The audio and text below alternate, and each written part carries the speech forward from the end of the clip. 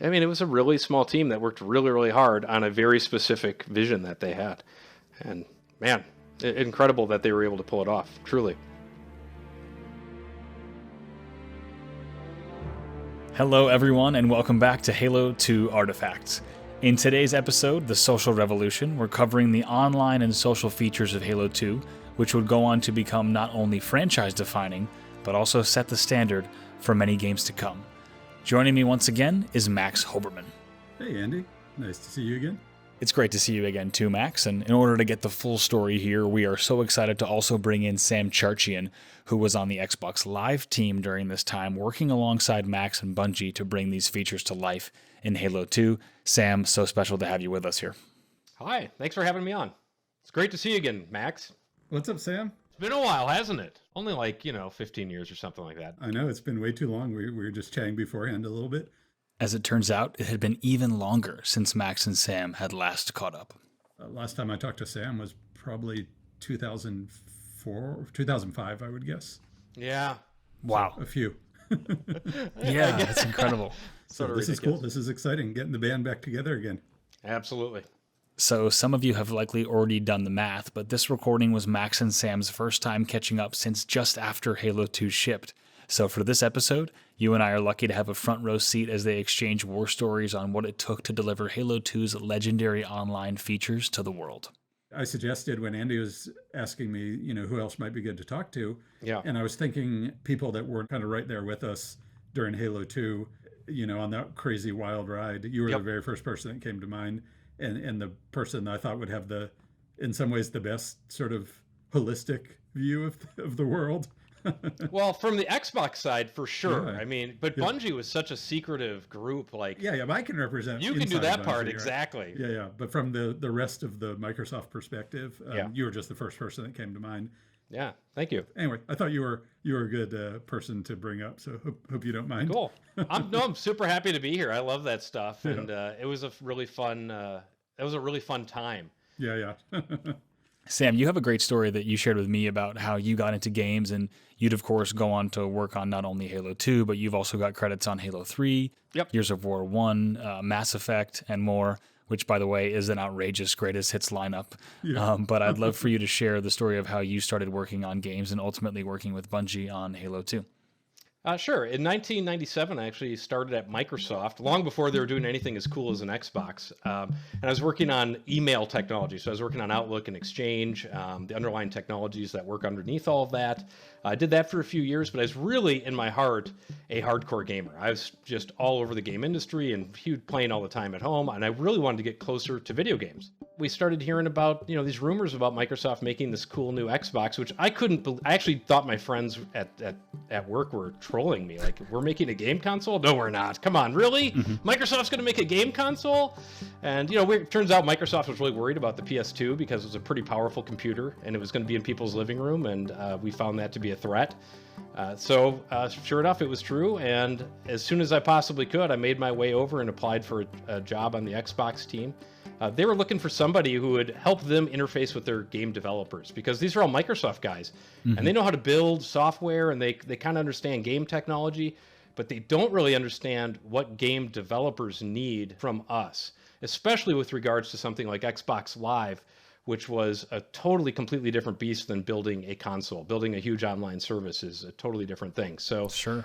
They really hired me to go out, talk to all the game developers that we had, and find out what it is they wanted Xbox Live to be. So right away on the job, first thing they did was, you need to go talk to Bungie. We had just shipped the original Xbox when I joined, and Halo was just setting the video game world on fire. I mean, everyone prior to that was saying, you can't make a FPS on a console because you need a keyboard and mouse. You just simply cannot replicate that with a controller. There wasn't a long track record of shooters being a healthy genre and a big genre on console. I specifically remember back then people saying this will never work.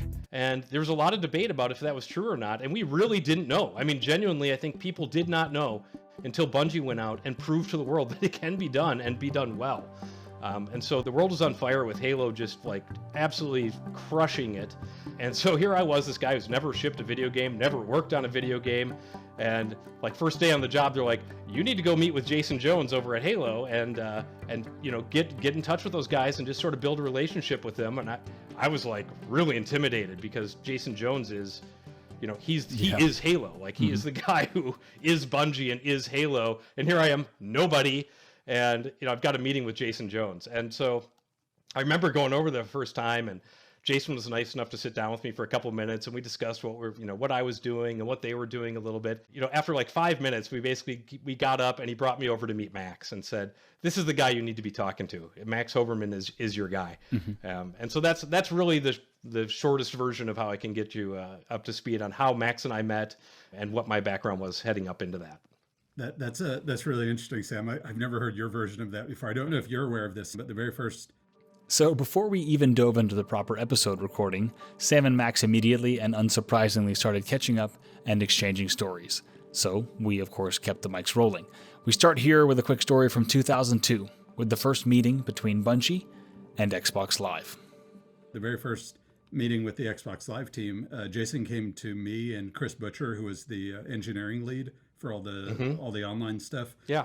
And he said he wanted us to join for this first meeting with the Xbox Live team, which I assume you had facilitated.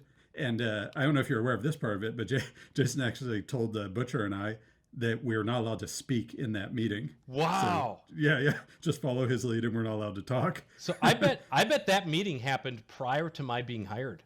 It might have been. Because Live was already under development, and I bet... And those kinds of meetings were probably happening all the time inside Xbox, where they're starting to talk to developers, and they realized we don't really know how to even talk to these people, and that's why they opened the position for me. I'm guessing, but that would make sense with everything I'd heard. Yeah, because it seems like you would have been the one that facilitated. I remember working with you after that really closely. But here's what happened. So we go to this meeting. Jason is clearly just making shit up, like pulling everything out of his butt. He has lots of ideas, but there's no plan or anything. Meanwhile, I've been working on planning the online feature set for quite some time, thinking about it anyway. So after that meeting, I sat down, I pulled Butcher aside, we chatted a little bit. He agreed with my assessment that Jason basically had his hands full because the campaign was on fire already, and that really Butcher and I should free Jason up to focus on other things. So we pulled Jason aside and we were like, hey Jason, so after that first meeting we had with the Live team, we actually have a recommendation. Our recommendation is that you don't need to come to those meetings anymore. and we got it. We're going to take it from here. And he was like, really? Are you guys sure? We're like, yeah, don't worry about it. We got it. And that was it. That was the last meeting that Jason ever had with the Live team. I don't know if you ever wondered why Jason wasn't involved in any of that. Maybe a little sales pitch here and there, but for the most part, Butcher and I just took it and ran with it from that point forward. Yeah, I never knew. And I think got introduced to you like right after that, probably. Interesting. Yeah, and what happened is from that point forward, we engaged with the Live team. I actually remember the very first meeting where we sat down and they showed us they had in visual format, their roadmap, their feature roadmap, and I'm almost positive you facilitated that first meeting.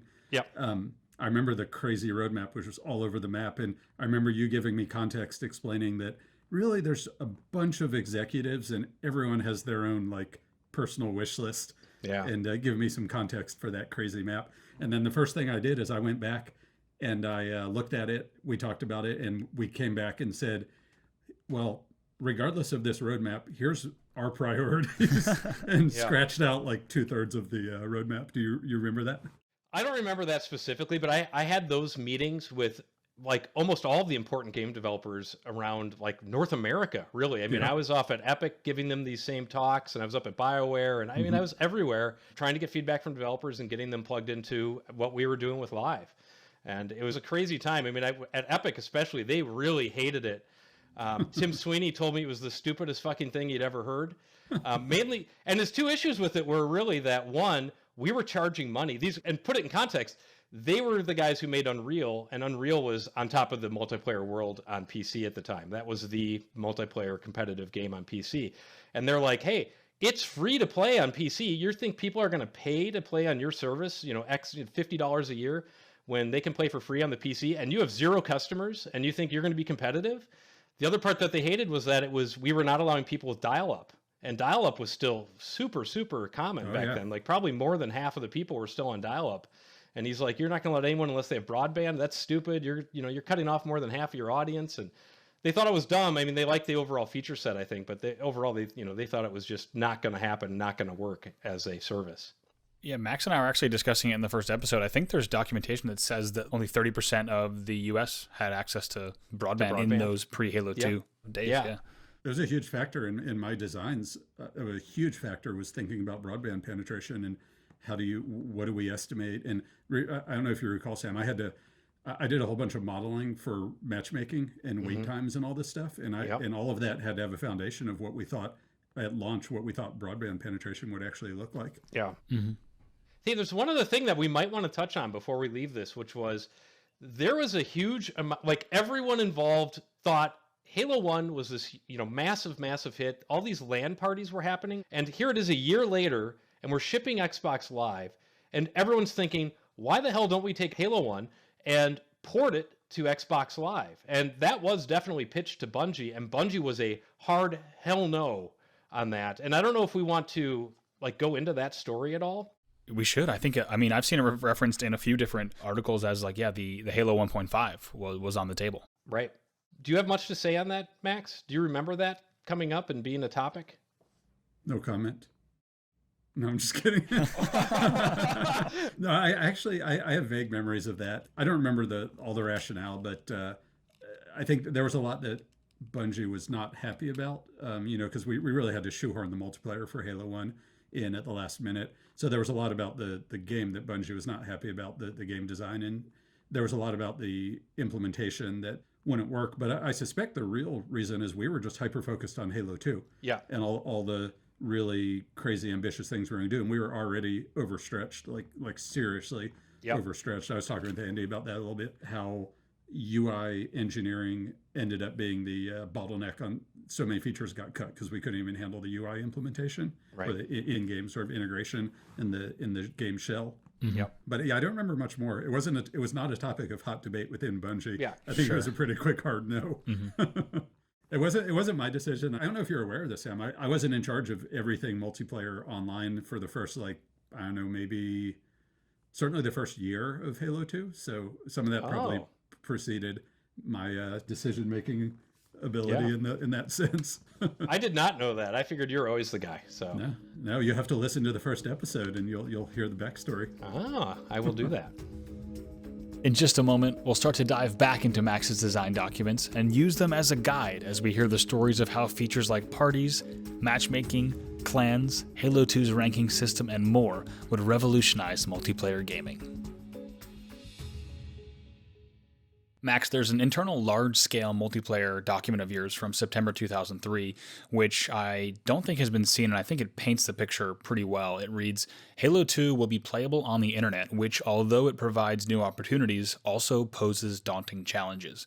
Playing competitive multiplayer games on the internet is not an inherently friendly experience. The task of shaping this experience into a dynamic, friendly, intelligent community falls on our shoulders. It's pretty amazing to read something like that because it seems like you guys understood the challenges right off the bat.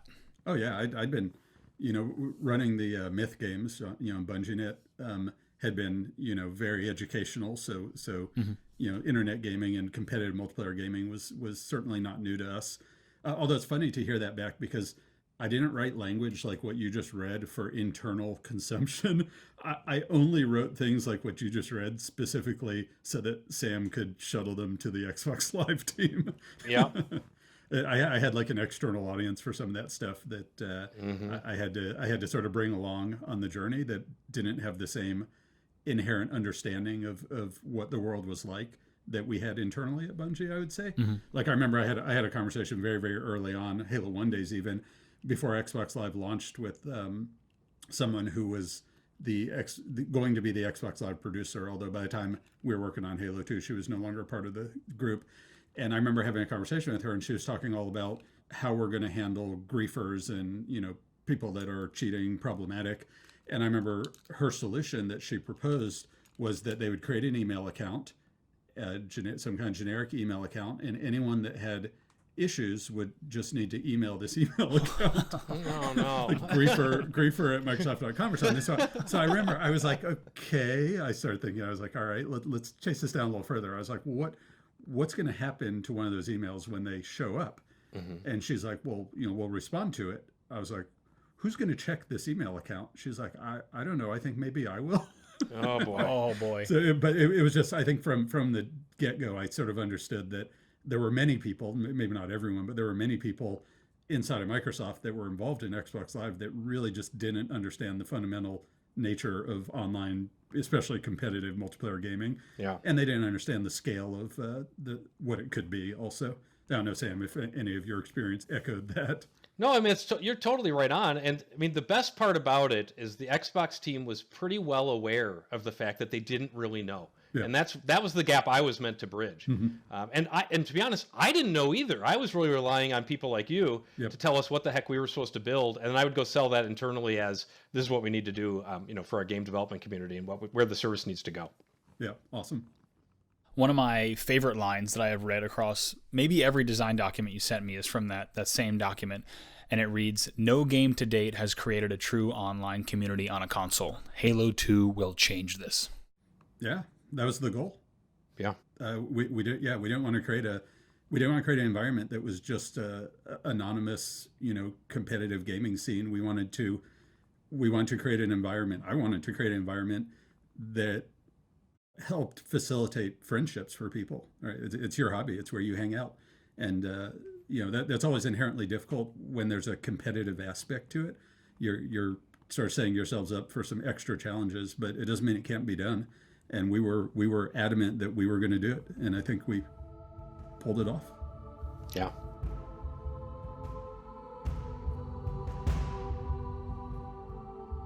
There's one final line in that document, too, that makes it seem like there was a grasp between your teams on just how important this feature set could be if it was done right. It reads, "The end result will be an online experience that not only is the absolute best there is on a console, but that surpasses even the best online multiplayer experience in PC games."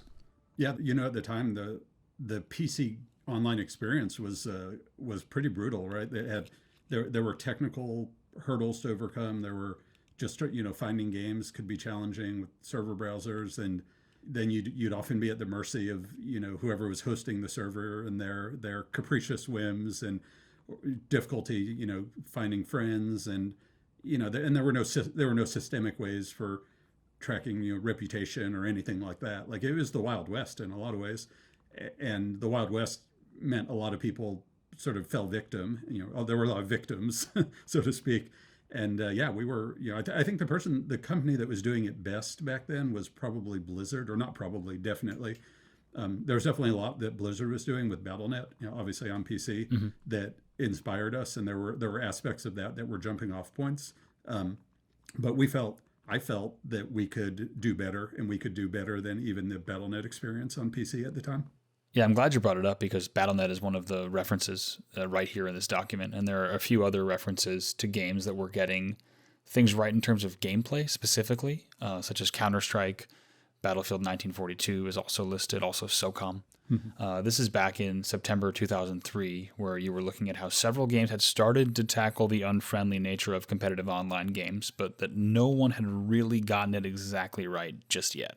Yeah, I mean, that was my view at the time. It was, looking around, and there was just nothing you could look at and say, this is it, this is what we need to be. Everything had like gaping problems, gaping issues. I don't know, Sam, if you just trusted me, it sounds like. Well, I did. Trusted me and others.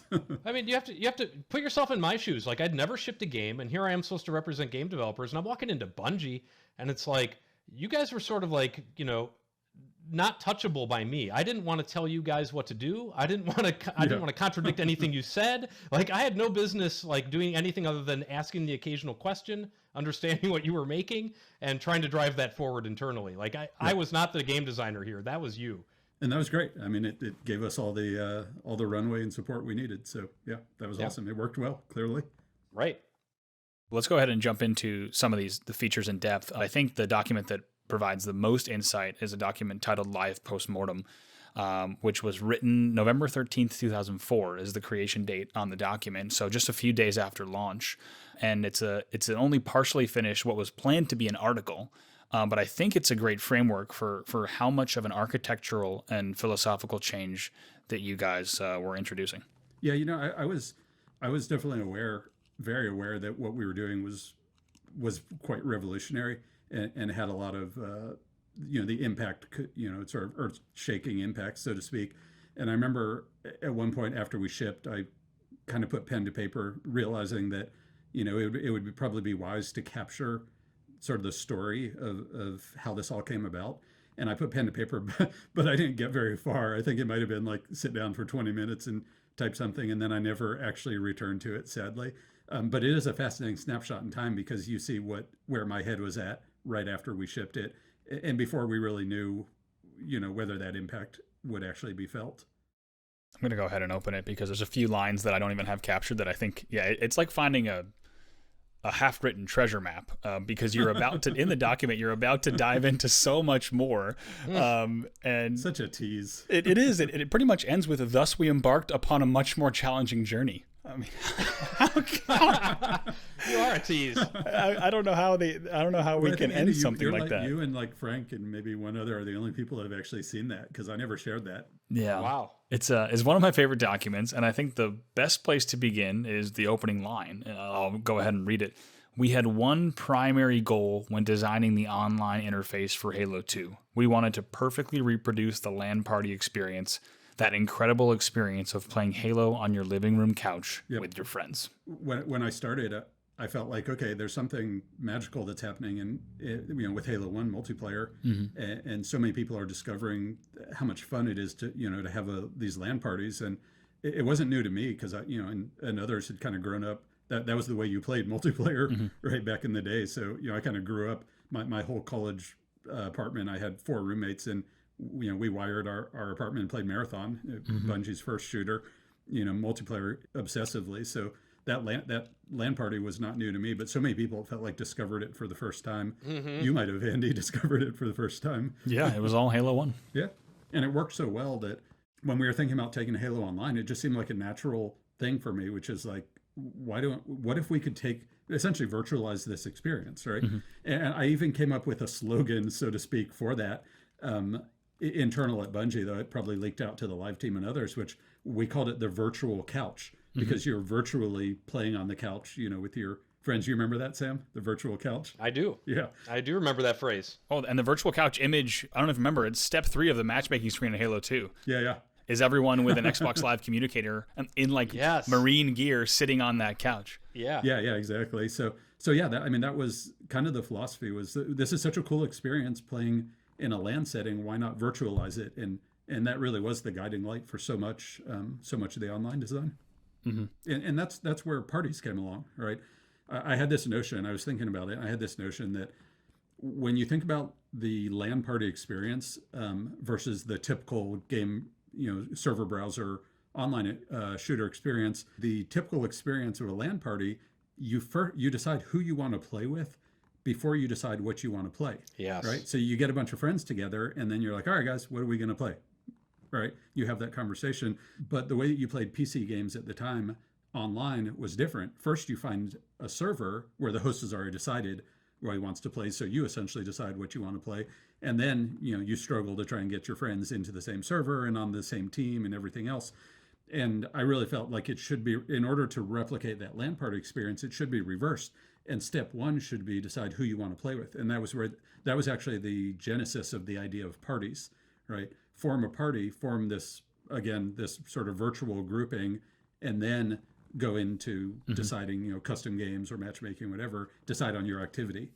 One thing that I think is often overlooked in parties too is that whenever you went to the playlist select screen or a custom game screen, you were automatically hosting a party. There was never a step of create party. It was always a default joinable state where as soon as you were playing this game in any capacity, you were hosting a party. Yeah, you were always a party of one, and it's just a question of whether or not you had other people. Trying to design the interface for parties was monumentally difficult. Just trying to explain the concept of parties to the Xbox Live team was monumentally difficult. At one point, we only got over the hump on that when we built that little interactive demo. Do you remember that, Sam? I don't know. We had Joe Staten in there, and we had Marty, and it was this like fake little LAN party showing how all these systems are going to work together. and we had it with a controller. So we had a meeting you facilitated, and we sat in front of a bunch of people, and we pulled up, and it had Joe being like, "Hey, Marty," and it really was. If you look at, I still have the video. I can share it with you. Oh, you should share that. Yeah. It's become a legendary video because it eventually leaked. Oh, there you go. It's out there now. Yep. Yeah, you have Joe and Marty, and there's grunt voices, and you guys are about to play Blizzard. Yeah, exactly. And what it was all fakery. It was all it was all fake, but it was all triggered. Yeah, a little scripted scene, but it communicated what the cohesive experience was of being in a party and matchmaking and starting matchmaking together, and the pop-up friends list, all these innovations we had, and messaging your friend or joining your friend off of that list. Everything we were doing was brand new, and it was just, I remember the party aspects of it, especially Sam. The live team just could not wrap their head around it until that video came out. Yep. So Andy, we definitely have to share a link to that. When that came out, though, it was like a light bulb going off for everybody. We'll do even better than a link. Here's some quick snippets from that original Xbox Live Parties prototype video featuring Joe Staten, Marty O'Donnell, Dave Canlin, and more. You can watch the original full-length video on Dave Canlin's website at canned.land/Halo2Party. Dave is the legendary designer behind user interfaces of all the original Halo titles, as well as Destiny. Here's a few moments from the video. Hey Dave, you there? Marty. Hey, who's that with you? It's Christine, and she's gonna whoop your ass. Hey, so Dave, what's that movie you were telling me about today? Oh yeah, let me send that to you. So we're getting ahead of ourselves a little bit in this episode, but this prototype video also features a bunch of cut features from Halo 2, including, as you just heard, saved films and file share. Hey, I just got an invite from Joe. Let's hop over. Listen up. The guys from Blizzard just moved in downstairs. They threw down the gauntlet. We all set to give them a little ass-whooping, soccer, blood gulch, anytime. Hey, dudes! You have room for one more grunty grunt? Jeez, guys, who's the guy with the grunt filter? Let's boot him. Hey, no, wait! So a few extra cool notes here before we move on. One is that you might have caught Joe Staten just now reference soccer on Blood Gulch, and also the idea of a grunt voice mask filter. We'll circle back to these and other features that didn't make the cut throughout the series, but for now, we'll jump back into the conversation on online and social features. What I remember from that whole experience is, and I'm sure you remember this as well, Max, Xbox Live 1.0 had just launched like a few months prior. Yeah. You were especially, Max, were knee deep in trying to design like this party system and all the UI for the multiplayer and the multiplayer systems. Yeah. Meanwhile, on our side, on the Xbox Live side, we were beginning to develop what we called Xbox Live 2.0, and we'd already spec'd that out, and we had also spec'd out Xbox Live 3.0. And so like our teams, and these were not small teams of people, these were large groups of, developers, designers, etc. And they're all hard at work doing, Xbox Live 2.0. And then Max would come to me and say, hey, here's our vision. We need to do these things that you guys can't support. Like we had no way on Live of supporting parties. Like parties have all kinds of technical implications behind the scenes, like around sessions and things and joins and invites that it ripples throughout all of Live. And it requires like changes to almost every service. And so when Max comes to me and says, hey, we want to do this party thing, and like, here's some of the stuff we need. I went to the Live team and they're like, get the hell out of here with this stuff. We're busy with Xbox Live 2.0 and 3.0. We don't have time to do this stuff. And I'm like, this is for Halo. And like, it's a very compelling system. You really need to like give this some serious thought. And they'd think about it for a day and come back and be like, we're not going to do this. And so I would call Max up and I'd be like, look, man, they're not willing to like make changes to our entire system around sessions and matchmaking and invites and joins and everything else. They just don't want to do it. Like those teams are booked and they're booked out for like a year. So like, we don't have time to get you on the schedule. And so Max and I would decide we need to get these guys all in a room and show them like nuts to bolts what they're giving up.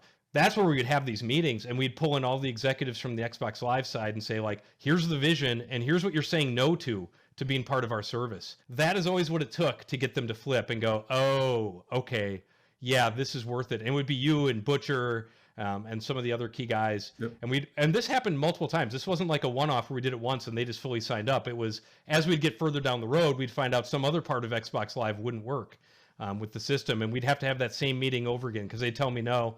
And then I'd bring in the big guns, have Bungie come over, and they would always flip and say like, yeah, we don't want to be the guys who stop this game from shipping.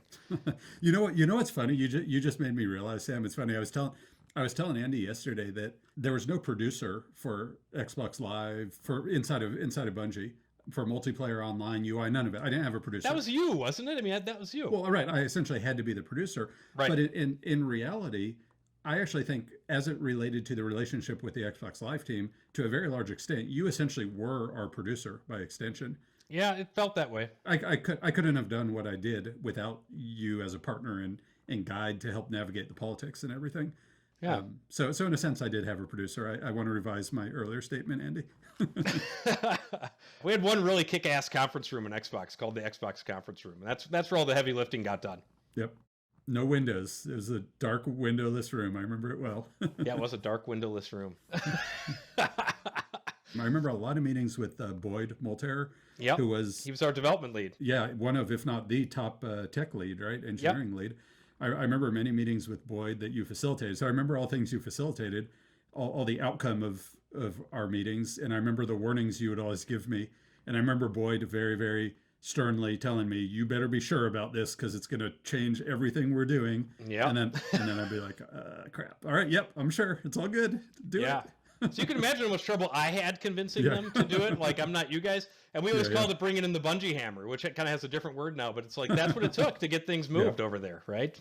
Yeah. God, the politics of it were pretty monumental. But I don't have any negative thoughts about it because it all worked out in our favor. Right. It did. It was all a worthwhile investment. Is kind of how I feel about it. Yep. I agree. And ultimately, we did the right things to make the game work within your vision, I believe, anyway. Yeah. Well, you guys went above and beyond. You did more because you guys actually implemented back-end services for features that we had no choice but to cut. Oh. I felt bad, but at least I was Do you clear. remember which ones? Oh, yeah. Well, I'm sure we'll talk about it some later. But yeah, you guys implemented the multi-level tournament system. Oh, I have stories about tournaments. Yeah. Yeah. You guys implemented a much richer feature set for clans in-game integration that I had spec'd out. You guys implemented the unit stats, my personal pet feature, if you recall. Which to this day, nobody in the world knows what it is that hasn't actually seen those old specs because nobody's ever done it. You guys implemented, I'm sure there was more, but those are just off the top of my head. All those things that we sadly had to cut from the game or scale back. I don't think we ever shipped tournaments for you, though. I think that got killed on our side. Maybe it did in concert with yours. It got killed, and then somebody went and patented the multi-level tournament idea. Oh, jeez. Yeah. What was the unit thing you just mentioned? Unit stats. I probably needed a better name, but unit stats. What were the unit stats? I can't spoil the secret. That was my little quiz I did on Twitter, Andy. My bonus question is asking, does anyone know what the hell unit stats are? And to this day, no one has ever answered that question. I don't know if Sam remembers. I want to say it was like your it was like your squad. It was like the stats pertaining to your squad that you played with or something like that. Yeah, Sam's getting warmer. It's like your group of friends and you're getting warmer. I remember talking about it a lot. I don't remember exactly what it was. So I'll give you, Sam, this will be real quick between us, a little sidebar. Okay. As you just heard, this was originally an off-the-record sidebar with Max and Sam, but I managed to convince them to let us leave it in the episode. So, do you remember how there were stats tracked and leaderboards tracked for every Zooid, every Xbox user ID? Yes, of course. Do you remember I had this notion that was, what if you could do that not just for individual Zooids, but you could do it for every permutation of groups of Zooids. Groups of Zooids up to a maximum count. Yep. And then present that back to the players. So Andy, for instance, imagine that you and I, your Xbox user ID plus my Xbox user ID equals a unique identifier. Sure. And you could imagine that you tapped into all the stats that we did, leaderboards and anything else. Imagine you could go in there and you could say, I wonder what my performance is like when Max and I play together. Yeah. And boom, you pull it up. Just pick 2 players, 3 players, 4 players, any combination, and go look at the stats for any sort of arbitrary combination of players up to a limit. And it was all built on the backbone of the existing infrastructure. I really wanted that. This is exactly what Blizzard would go on to do with StarCraft 2. Did they? It's exactly what they do. It's and on the back end, it's a string of unique user IDs in succession is the team ID. And you can always look at your history with that group, that player. Yeah. See, I wasn't aware anyone had done it. So yeah, that was going to be a big innovation that I wanted in Halo 2 is one of the features that got cut. I was super bummed about. Yeah. I could see the live team being really resistant to that feature too, because our leaderboards were pretty well bound by the number of players and the number of games, and you could easily understand how many rows you're going to have in those leaderboards. I had a real difficult conversation because of the scalability issues. I think it was Eric Newstetter or something. Mm-hmm. Yeah. Would he have been the man? Probably. I mean, he was kind of running the back end service and owned that. Yeah, I had a real difficult conversation about that where he laid out all the realities to me, and I did the thing that I typically did, which was, well... then fix it. Figure it out. I wasn't a jerk about it, but I was fairly uncompromising. Yeah, that sounds like that does sound super familiar, and I could see where they would say no to that, and then relent after meeting with you and Butcher and whoever else. They relented, and then we had to cut the feature because we couldn't implement all the UI for it. It was so bummed. And this ended up biting Bungie in the ass, because like they would derail all these things you guys went in and fought for, like the units and tournaments. It would totally derail the team because they're working on other stuff, and then you'd cut the feature later. And this brewed some bad blood by the time Halo 3 was being made. There's some people on the live team who are not real thrilled with Bungie. Yeah, the only thing I can say to our credit and to my credit is I was always clear about what our priorities were and what was likely to get cut. Because I remember telling them that they would implement tournaments at your own risk because we're likely to cut it. So at least I was honest about that. And we cut it too. Like before it even got to you guys, we would do spec review meetings all the time where someone's developing a new feature, and we'd basically open up the meeting where he's going to reveal it to anybody who wanted to go. And I would go to these, and people would pick it apart and be like, hey, what about this? What about that? The one for tournaments, it was so savage. I mean, like the spec for tournaments can get really huge and unwieldy really fast. All these edge cases that turn it into a nightmare. And by the end of this meeting, we had savaged the poor guy who designed it so hard. And it wasn't his fault. It's just a mess. Like there were so many questions and so many holes poked in it. Like he was literally on the brink of tears. And you could just tell by the end of that meeting, this was never going to ship. I mean, like, it just wasn't going to happen. Well, and just for all the listeners so they're aware, what we're talking about with tournaments was it was a fully automated tournament system. Yeah. So that we could just fire off tournaments, configure them, and go, and they would magically run themselves. And and it had some novelty in its design too. But go troll Microsoft patents, and you can learn more about it.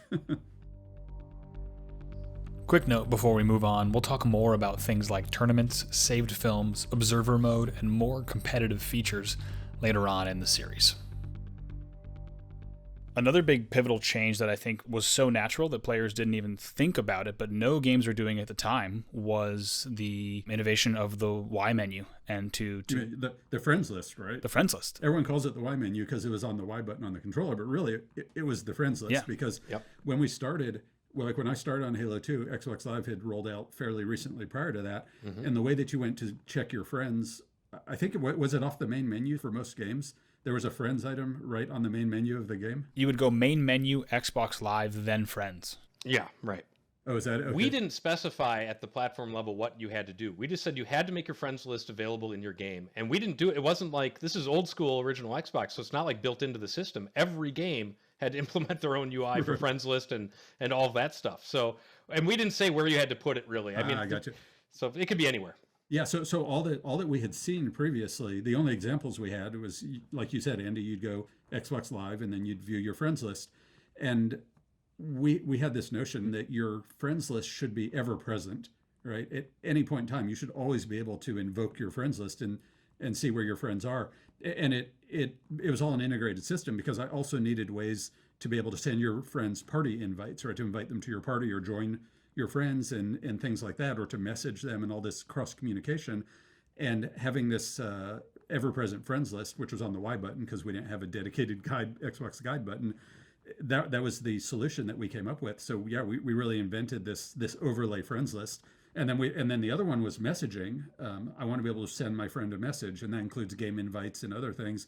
Because I remember writing at least a first draft of a feature spec for rich presence and for messaging that you then carried across the parking lot to the Xbox Live team. And some producer over there then had the task of taking my first draft spec and turning it into a real system spec, I imagine. They hated it. They hated that stuff. They all had their own ideas for what they wanted to do with Xbox Live, and I'd show up and be like, hey, here's what Bungie wants. But at least I gave them a spec to start with. You did. No, you were spectacular about that stuff, for sure. It was great. Another thing, Max, we got to talk about, of course, as we go down the list of social features is clans, and just how important to the game they were, and also how unique they were, especially in console multiplayer at the time. Yeah, I clans really had a big part in my plans for Halo 2, and what we shipped ended up being a very, very small subset of that. But I remember early on I had this notion of okay, how do you make friends online? And the recent players list sort of emerged from that, right? Where you can, you see this listing of recent players, so you can go send people friends requests. And the unit stats actually emerged from that too, as a way to say like, hey, me and this guy, Andy, we've played a bunch together. Maybe we should be friends. Look at our stats together, that sort of thing. But I really wanted to help people make friends by also allowing them to join a group. It's sort of a pre-existing group. And that's where clans came about. But once I got going on it, clans ended up having this deep integration, because not only was it integrated alongside the friends list that you could just bring up at the push of a button at any time in the game shell UI, and then tab over from your friends list to your clan list to your recent players list. So it was deeply integrated in that fashion. But it ended up being integrated with the tournament system also, where there was going to be separate leaderboards for clans, but they weren't powered by matchmaking. They were actually going to be powered by tournaments. And inherent in that, because the tournament system was an automated tournament system, I actually linked clans where you could issue a challenge to another clan, and that would, utilizing the tournament system, would actually sort of launch and administer the game that you had challenged them to play. Because when you issue a challenge, you would propose, I challenge you to, you sort of propose the parameters, and then that was essentially input into the tournament system. You agree on a date and time, and then you would actually have this clan match that would then feed back into your clan stats and into your clan leaderboards and everything else. So clans were more integrated with all of these systems than anything else, really. But then obviously tournaments didn't happen, and that feature got lost. The other thing for clans that we planned was save films with your clan and other things. So it would have been really awesome. And the deep integration in game would have been freaking amazing. Yeah, what you just mentioned earlier has got to be one of my favorite cut features from clans. The idea of composing and being able to issue a challenge. It was fully spec'd out in your documents. And what's cool is that you set it up the same way as a custom game, the same UI, and then you just hit send. It's kind of the equivalent of like the 1v1 lockout meme. After a game ends, in the post-game Carnage report, someone says 1v1 me on lockout because they just lost and they absolutely have to get a rematch. Right. And you can see I was trying to be efficient too, right? Which is, we built all this interface for creating a custom game, so why not just repurpose that? I forgot about that aspect. So when you issue a clan challenge, you just configure your custom game. It uses the exact same interface. First you go and you find a clan to challenge, either by looking at an individual or looking at the leaderboards or knowing the name of it or your recent players. You select it, you say issue challenge, and then it pops up the custom game configuration UI, existing UI. You basically customize your game. You add some information about date, time, place, scale, right? Like one additional UI setup screen, and boom, the other side gets issued the challenge, and they can accept it or decline it. Yeah. And then it's all goes through the automated tournament system. We should do that in a game someday. I still think it'd be awesome. I think so too. But I also love this note. It says that you could have a URL for the clan, and it was either a URL in the notes, word for word, a URL pointing to the clan's website, or to an adult website of their choosing, which I think tells us why that didn't quite make it in. Yeah, that was just accepting the reality of the internet. Yeah, absolutely. Yeah, not surprising to see that the URL line didn't make it in. Yeah. So Max, let's go ahead and talk more about matchmaking and the big decision between a traditional server browser that could be found on most PC games at the time versus, of course, the new idea of matchmaking playlists. There was definitely an evolution there, and I think we naturally started thinking we'd have a server list and we'd have matchmaking. I do remember actually doing a lot of early thinking about matchmaking and reaching a couple conclusions that I think were really pivotal. One was I did a lot of analysis to try and estimate what size population we needed to make matchmaking work. I remember having a bit of an epiphany on that, because I'd been doing a bunch of modeling, and it was like, okay, in theory, maybe we can have a custom game browser and we can have matchmaking. And then I had this one moment where I realized, like, I'm actually estimating our population. It was all a guess because we didn't know what game sales would be like, right? So I had to start conservative. My systems are going to have to survive whether the game's a huge hit or just a moderate hit There was no survive if it's a failure, right? But I always had to use a conservative estimate. And then I looked at it and I realized at one point that everything I was planning was at peak population. Oof. And that, I really need to think about what things look like at, the low point. Because even though we knew we were going to be a worldwide game, we also knew that we were going to be way bigger in the West and we were going to be way bigger in the US, right? That was kind of a given. So then I had to go and think, all right, what's the matchmaking experience going to be for people when our population is at its minimum, not its maximum? And when I did that, I had a moment of panic when I realized this entire system is just going to die. The wait times are going to be atrocious. It's going to be a horrible experience. Wow. And it's going to be miserable if we don't essentially force all players to go into matchmaking. And then the other thing that was really instrumental, I knew this from the get-go, was we're doing something really different and really new with matchmaking. And naturally, people that are used to having all this control and all this choice in the game mode and the map and everything, there's going to be a backlash. Even within Bungie, there were a bunch of people that internally there was internal backlash on the development team even. So I knew that if we don't make this essentially mandatory and we give people the old way of doing things, there's just no way we're ever going to get critical mass on this new way of doing things with matchmaking. And we really have to rip off that Band-Aid. And I think I already knew that going in, that we would benefit massively by ripping off that Band-Aid and not having a custom game browser and just forcing everyone that played online either go into a custom game with your friends, which we still supported, but if you want to play with strangers, you must use matchmaking. I knew we had to rip off that Band-Aid, but then that realization about how horrible it would be at minimum population versus maximum, that pushed me over the edge. And I was all in, knowing that we had to do, if we were going to do matchmaking, we had to go, we had to do exclusively matchmaking and no custom browser. That thinking might have happened before you got engaged on all of it, Sam. Was I already committed? I want to say that we did like an alpha test with this, and we experienced some really long waits through matchmaking because there's only, 30 of us or something doing these tests from home. Does that sound familiar at all? Did we have an alpha test? Oh yeah, we did an alpha and a beta, but those decisions were made like a year long and a half before prior. that. Yeah, okay. Long before that. Those were just validation. Yeah. Okay. On the topic of matchmaking, there's one fairly hidden note in one of the documents that says, after choosing one of these playlists, the squad leader will be shown the contents of the playlist and allowed to deselect the entries they prefer not to play. This is not a guarantee, just a preference.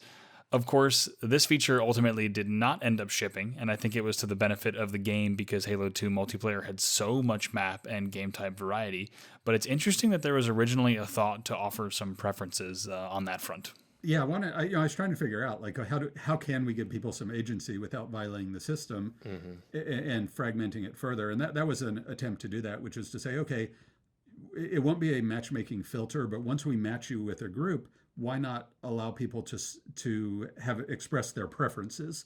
And it's not a guarantee, but I ended up never really speccing it out and never implementing it for Halo 2, but I did implement it for Halo 3, right, where you had a preference, a different implementation, but we actually did implement that for Halo 3 matchmaking. Preferences, yeah. Yep. Yeah. I think it was a wise decision in the end for Halo 2 because, as we'll talk about in our next episode for maps, I think we probably would have seen a lot of lockout and coagulation. Yeah. They had these technical certification requirements right out the gate. You had to do these things. And one of the ones that they had was you have to have that. There was a notion clearly amongst the live team that matchmaking game browser can be inaccessible. Just a quick note here for context. You just heard Max mention technical certification requirements, or TCRs, as Max and Sam will call them in a moment. These are the things that Xbox as a platform mandates that a game developer has to do in order to pass Xbox certification. So if a game doesn't meet certain TCRs, the game can fail cert or fail Xbox certification and not be allowed to release. So that's what's being discussed here, the technical requirements that Halo 2 had to meet in order to pass Xbox certification. So we need something more accessible in addition to an in-game browser. Right. So the way that they expressed that, though, was really simple. There was a requirement. Your game must offer two options to the player. Yep. Do you remember their names? Quick Match and Optimatch. Of Yes. course I do. Such a nightmare, right? So then you go in and you look at the requirement and you say, Quick Match must get players quickly into a game with a limited number of selections, preferably Yeah, it was like one. 3 button presses or something like that. Within right? 3 button presses, right? Yeah. And Optimatch, they can have more control. And that was it. That was the requirement. But what you actually do, there was no standardization of what quick match meant. Right. And optimatch, like what a developer actually does with that, it was really anything you wanted. So I basically shoehorned those into the matchmaking system that I was envisioning. I was like, all right, yeah, sure, I can make a quick match. Right? It's just going to pick a playlist for you. And by the way, Optimatch, we don't really need as many choices as you guys thought, because it's going to be pretty damn quick too. Just pick your playlist and go. I think we ended up waiving all those TCRs for you guys. I had it. I had quick match. Did you? And Optimatch. So it's so funny you guys say that, because if you think about Halo 2's menu, UI, UX, and even Bungie vernacular, it's so consistent across Bungie.net, across the title, in-game menus, things like that. And I always remember thinking, even as a 15-year-old kid, I'm like, Quick Match and Optimatch are the weirdest names, and they don't feel like they fit in this video game. You know what I mean? Right. There you go. They don't. Now you know. Yeah. Yeah. That TCR never got waived. I know I got your help to waive a bunch of others, Sam, but that one. Oh yeah, we waived a lot. I worked with it. I figured you can't fight them all. You got to pick your battles. Yeah. They had a vision for how things should work, and yours was just way better and didn't really fit. And I think it took a little while to get them to come around to agreeing with that.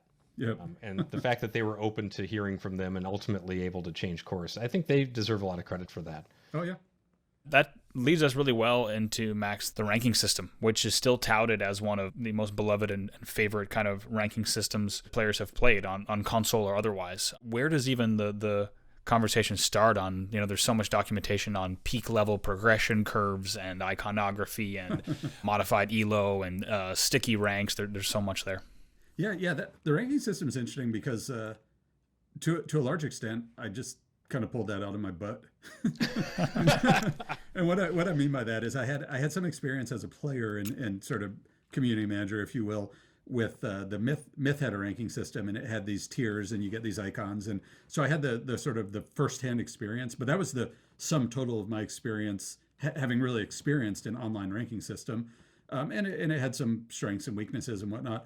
So I remember when I was thinking, it definitely convinced me we need a ranking system, right? That stuff, it's very addictive, chasing rank, right? So I knew we needed a ranking system, and there are absolutely players that are competitive. So I decided up front, we're going to have unranked playlists and we'll have ranked playlists, right?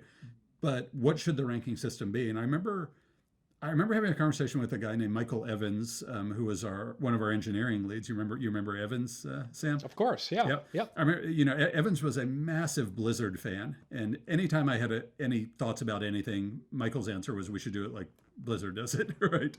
That was actually the real genesis for matchmaking. Was Michael pointing me to what we should go check out what Blizzard's doing? So, on the rankings, also, I remember having a little bit of a conversation with Michael and talking about an ELO system. So for those that don't know, ELO is the chess ranking system, right? ELO RPAD invented this chess ranking system.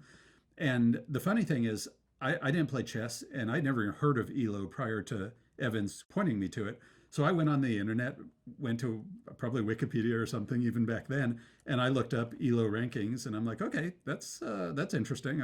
I get it. I see what he's talking about. But that doesn't really work for me, because I want to ELO basically starts you in the middle of the ranks, and then over time, as we gather data, we'll hone in. It's actually more like true skill, ironically. Yeah. We'll hone in better on your rank. But I was like, all right, but I want a progression system where everyone starts at level 1 and tries to, claw over their opponents to get to the top.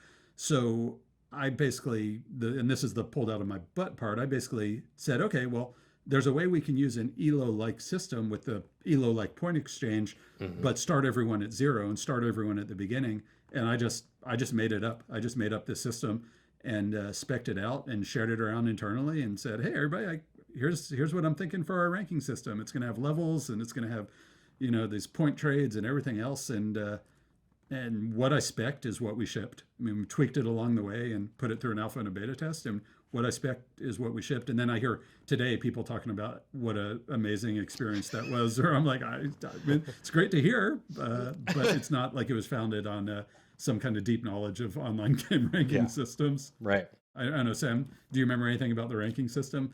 What I remember is, like, when I first joined the Xbox team and they were speccing out live, they had ELO built in as like the default. It was going to like integrate directly with leaderboards. And we were telling all these developers that ELO was the way to do it.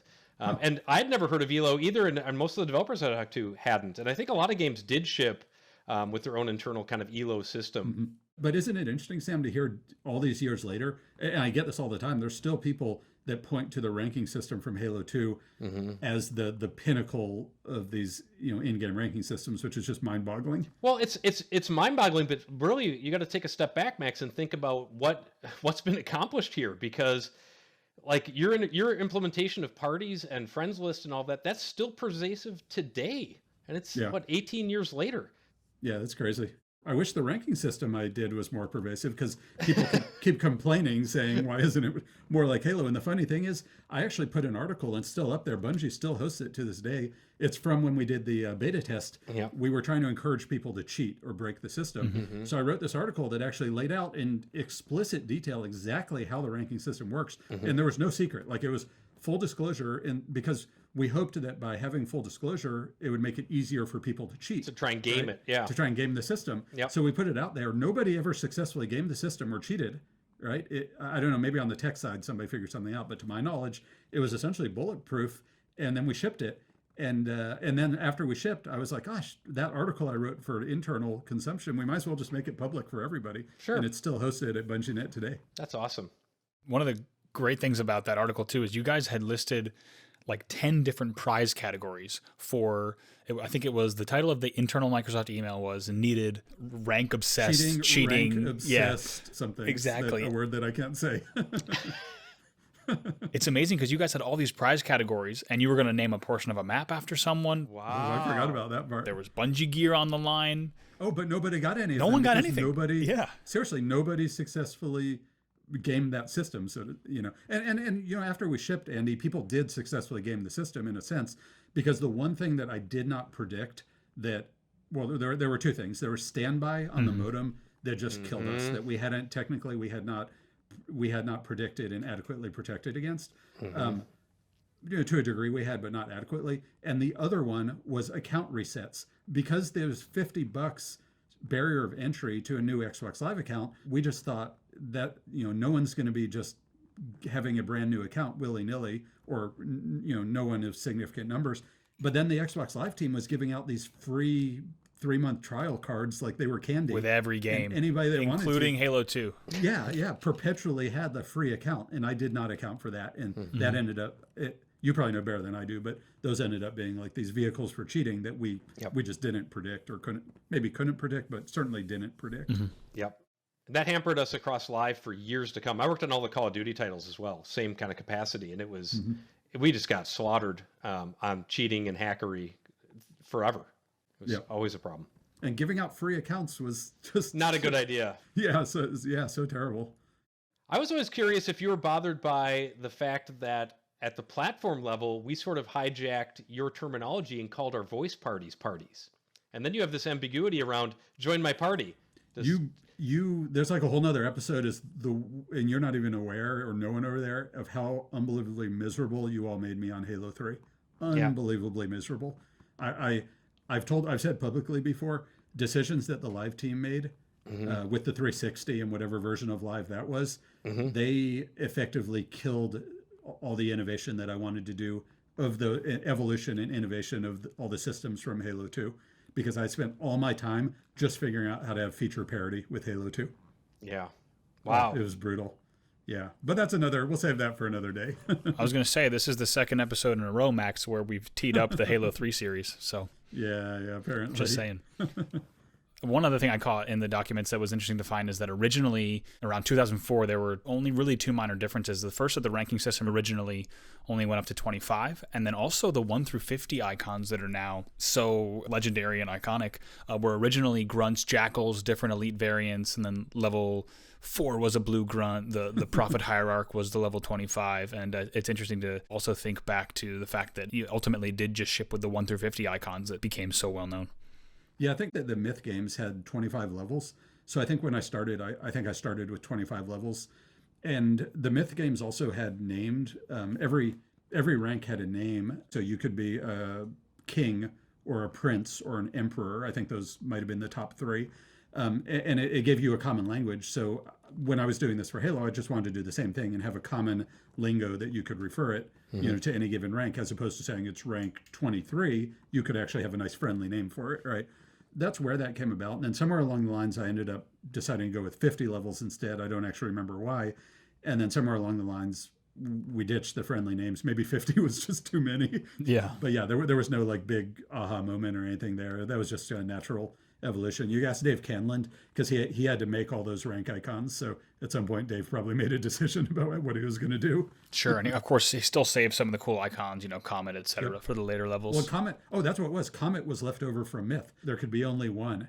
The top ranked player was the Comet, if I recall. So that was actually carried over from the Myth games.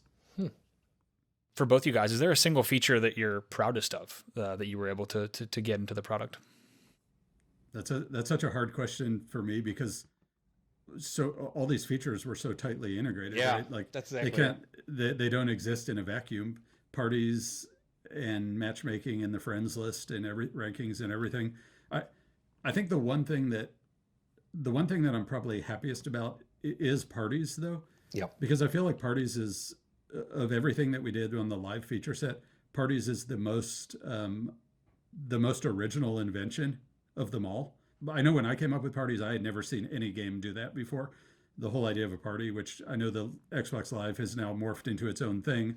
Yep. But so much invention is evolution, right? You're building on the back of what's come before, and that is certainly the case most of the time. Like our matchmaking system, it may have been first on the console, but it was absolutely inspired by things that had come before. Parties, absolutely not the case. Parties really sprung from the ether, fully formed, so to speak. They're also the hardest to figure out for that same reason. I don't know, Sam, what do you think?